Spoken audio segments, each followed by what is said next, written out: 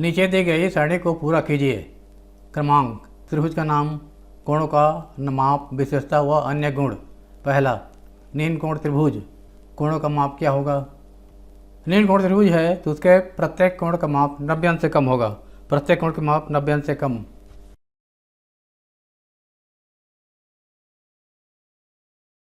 विशेषता व अन्य गुण, तीनों कोणों का योग सदैव 180 अंश होगा।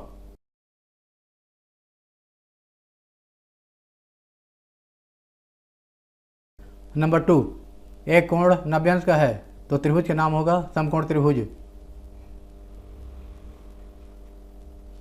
उसकी विशेषता होगा शेष दो नील कोणों का योग 90 अंश होगा, क्योंकि तीनों कोणों का योग 180 अंश है, एक 90 अंश का है तो शेष दो कोणों का योग 90 अंश होगा।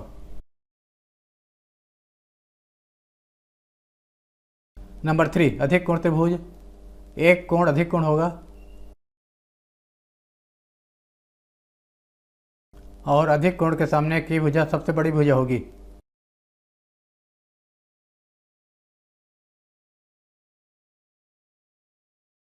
नंबर 4, प्रत्येक कोण 60 अंश है तो वह त्रिभुज होगा समबाहु त्रिभुज, इक्विलेटरल ट्रायंगल। इसके सभी भुजाओं की लंबाई समान होंगी। तीनों भुजाओं की लंबाई। नंबर 5, दो भुजाओं का माप समान है तो वह समद्विबाहु त्रिभुज होगा और दो कोणों का नाप भी समान होगा। समान भुजाओं के सामने के कोण बराबर होंगे।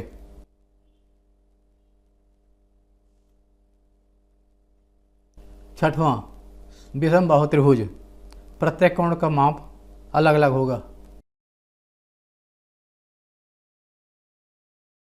प्रत्येक भुजा की लंबाई भी अलग अलग होगी।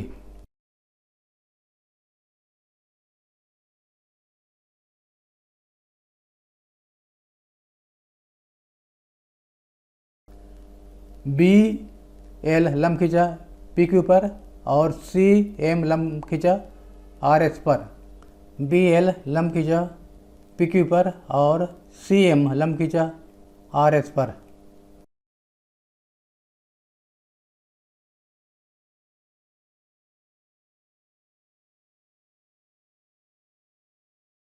चूंकि पी क्यू समानांतर आर एस, अतः उन पर लंब रेखाएं बी एल और सी एम भी समानांतर होंगे।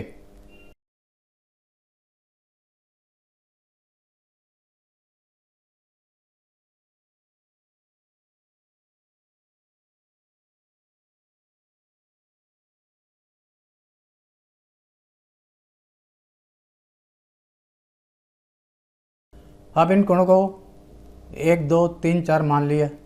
इसको 1 मान लिया, ये वाला 2 है, ये कोण 3 है और ये कोण 4 है। माना कोण ए बी एल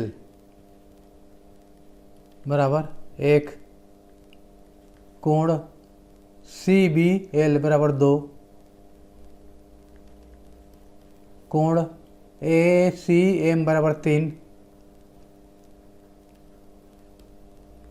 और कोण डी सी एम बराबर 4।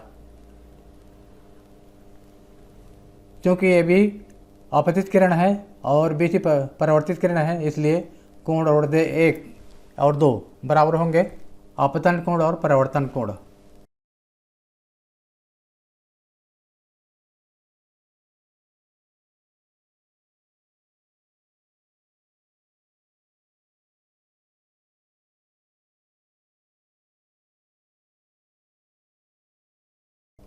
इसी प्रकार दर्पण आर एस के लिए बी सी अपतित किरण और सी डी परावर्तित किरण है, इसलिए कोण 3 और 4 बराबर होंगे, क्योंकि 3 आपतन कोण है और 4 परावर्तन कोण है।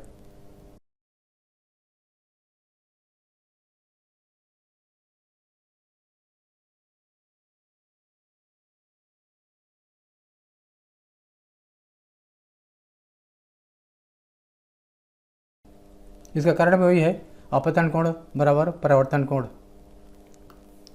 चूँकि बी एल समानांतर सी एम तिर्यक रेखा बी शून्य करती है, इसलिए 2 और 3 बराबर होंगे।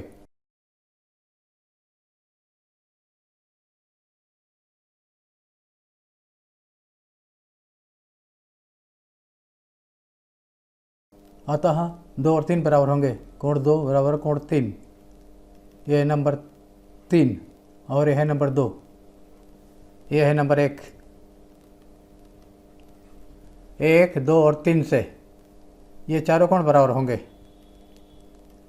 समीकरण 1, 2 और 3 से कोण 1 बराबर कोण 2 बराबर कोण 3 बराबर कोण 4। तो कोण 1 धन कोण 2 बराबर 1 के जगह पर 3 ले सकते हैं और 2 के जगह पर 4 ले सकते हैं, क्योंकि 2 और 4 बराबर है। कोण 1 धन 2 ABL है, कोण ABL। कोण 3 धन 4 कोण BCD है। ये दोनों कोण एकांतर कोण है, जो कि रेखा AB और CD को तिर्यक रेखा BC के द्वारा काटने से बने हुए हैं। चूंकि एकांतर कोण बराबर है, अतः AB समानांतर CD।